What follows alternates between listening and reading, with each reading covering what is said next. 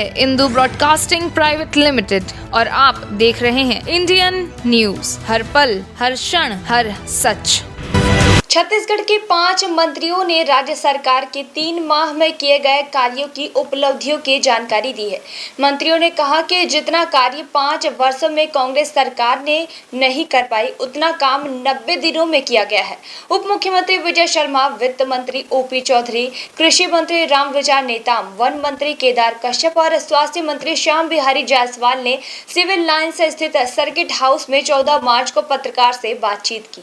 उप मुख्यमंत्री विजय शर्मा ने कहा कि 13 दिसंबर को सरकार ने चलना शुरू कर दिया था। 14 दिसंबर को पहली ही कैबिनेट बैठक में 18 लाख आवास को स्वीकृत किया गया।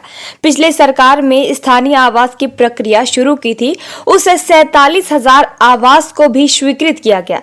किसानों को बकाया बोनस दिया गया। महतारी वंदन योजना के तहत 70 लाख महिलाओं को 1,000 रुपए प्रति महीने के हिसाब से देना शुरू कर दिया गया। कृषि उन्नति योजना शुरू की गई है। समर्थन मूल्य के अतिरिक्त राशि 13,300 करोड़ रुपए की एक मुश्त राशि किसानों को दिया गया है। पिछली सरकार 4 किस्तों में यह राशि देती थी।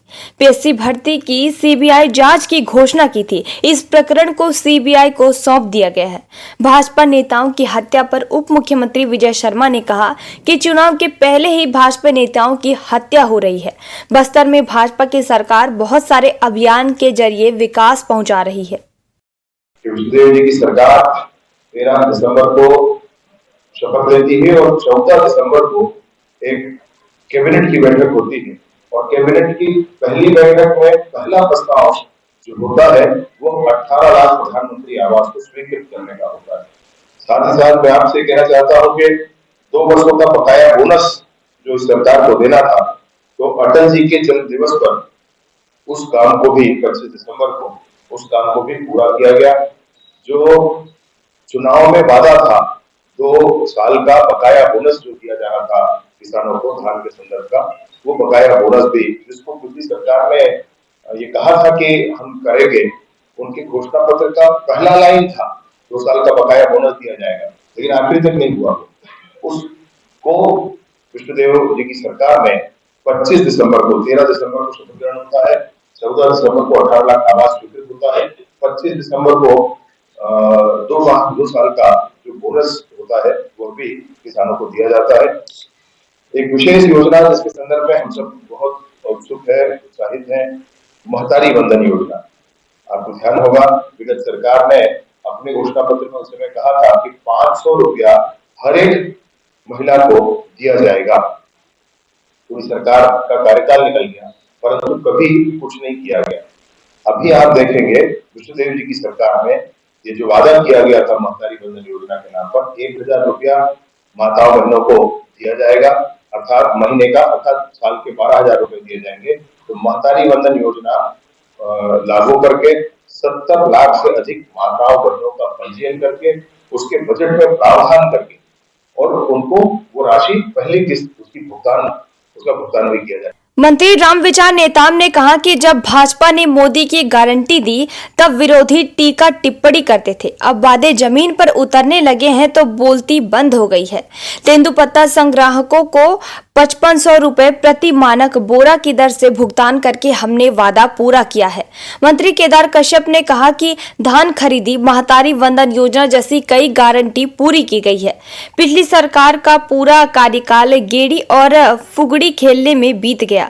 मंत्री श्याम बिहारी जायसवाल ने कहा कि 5 साल की कांग्रेस की सरकार पर 90 दिन की सरकार भारी है। जितना काम 5 साल में भी नहीं हुआ उतना काम हमारी 90 दिन की सरकार ने किया है। एम्स की तर्ज पर हॉस्पिटल बनाने की शुरुआत सरगुजा से शुरू हो गई है। अब हमारी सरकार महतारी वंदन के साथ किसानों का इतना करीब 25 लाख किसानों को बोनस देने का 13,320 करोड़ का छोटी मोटी राशि सिर्फ एक योजना किसान उन्नति योजना कितना राशि।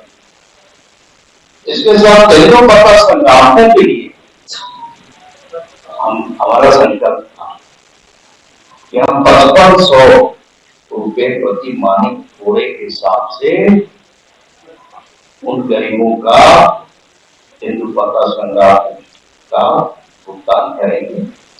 और भी माननीय मुख्यमंत्री जी हमारे प्रधानमंत्री जी के बड़े कार्यक्रम के वहाँ आयोजन में इसके लालची लोग।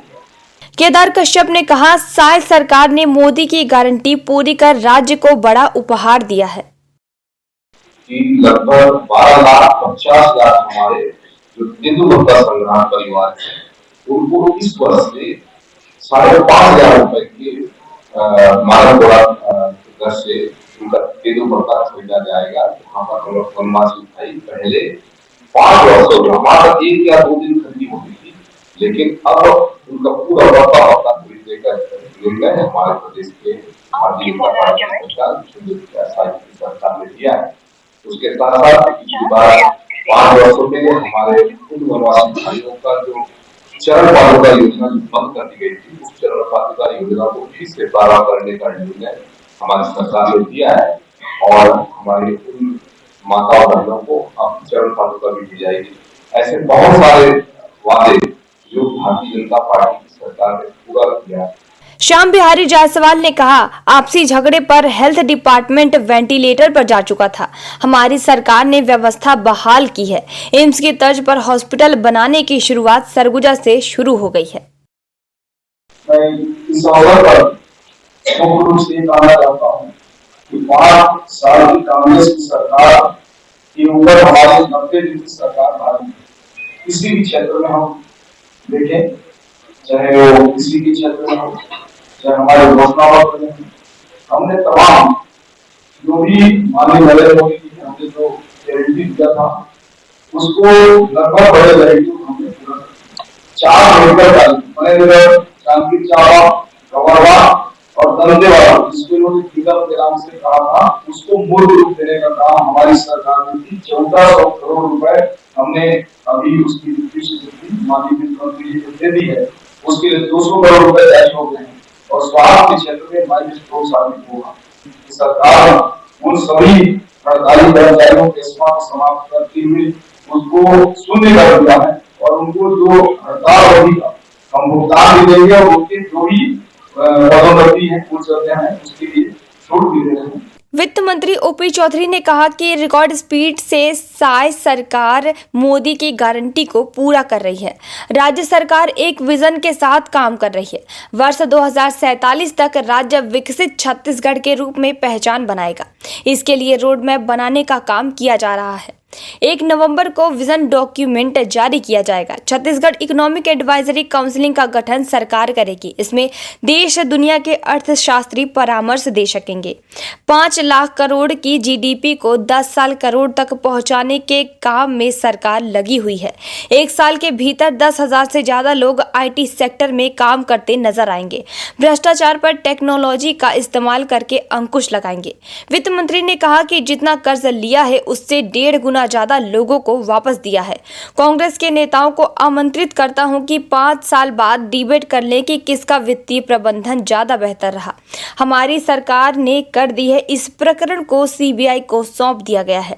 रामलला के दर्शन की योजना भी शुरू कर दी है।